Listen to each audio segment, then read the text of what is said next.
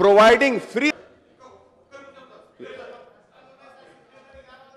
గౌరవ స్పీకర్ గారికి ప్రధానంగా ఈ ప్రైవేటు కార్పొరేట్ స్కూళ్ళ వల్ల అబోవ్ మధ్యతరగతి వాళ్ళకు ఏమి ఇబ్బంది లేకపోవచ్చు, కానీ మధ్యతరగతి బిలో మధ్యతరగతి వాళ్ళు దీనివల్ల అప్పుల పాలై ఆస్తులు అమ్ముకొని అప్పులు చేసి ఈరోజు రైతులు ఆత్మహత్యలు చేసుకుంటున్నారు.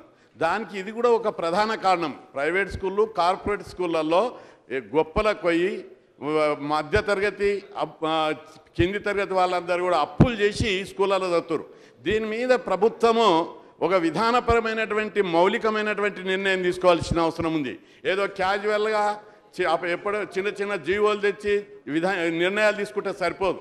దీని మీద మౌలికంగా ఏ నిర్ణయం తీసుకోవాలి.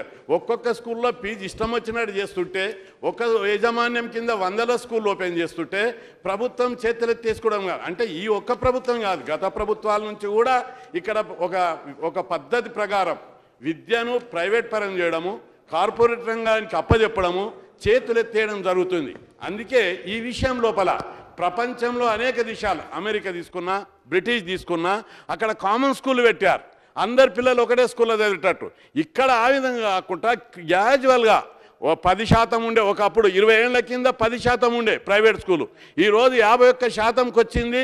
14 మన ప్రభుత్వ ఆధ్వర్యంలో 26,000 స్కూళ్ళు ఉంటే కూడా 50% 49%. వీళ్ళు 14,000 స్కూళ్ళు ఉంటే 51% ఉన్నదంటే దీని లోపల ప్రభుత్వం కూడా ఎలాంటి నిర్ణయాలు తీసుకోవాలి మౌలికంగా అనేది ఆలోచించవలసిన అవసరం ఉంది. ప్రధానంగా ప్రభుత్వం ఒక చట్టం చేయాలి, ఫీజుల నియంత్రణ చట్టం చేయాలి. అసెంబ్లీకి అధికారం ఉంది. ఈ ప్రైవేట్ స్కూళ్లను ఖచ్చితంగా నిరోధించాలి, స్ట్రీమ్ లైన్ చేయాలంటే ఫీజుల నియంత్రణ చట్టాన్ని ఖచ్చితంగా అమలు చేసి ఇంత ఫీజు ఉండాలి అనేది ఒకటి. అట్లాగే చెప్పింది వినాలి మీరు. కొద్దిగా 5 నిమిషాలు ఓపిక లేకపోతే అసెంబ్లీలో ఏం చిన్నపిల్లలకు బడిలో చిన్నపిల్లలకు పెట్టినట్టు పెడితే ఈ నిబంధనలు కాలేవు. కాబట్టి దయచేసి మేమేమి ఒట్టి ఊకదంపుడు ఉపన్యాసాలు ఇస్తలేను. కాబట్టి ఫీజుల నియంత్రణ చట్టం ఖచ్చితంగా చేయాలి.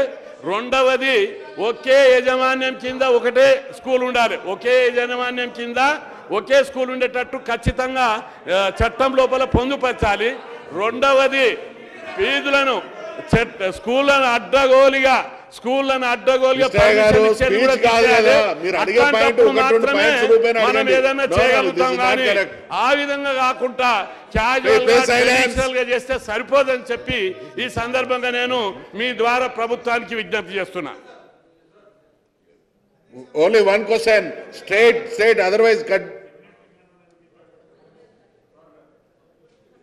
స్పీకర్ సార్, మీ ద్వారా గౌరవ మంత్రివర్యులు గారిని కోరేది ఏంటంటే, ఇప్పుడు ప్రొఫెషనల్ కాలేజెస్లో, ఇంజనీరింగ్ కాలేజ్, మెడికల్ కాలేజెస్లో సంబంధించి ఫీజు నియంత్రణ కోసం అని చెప్పి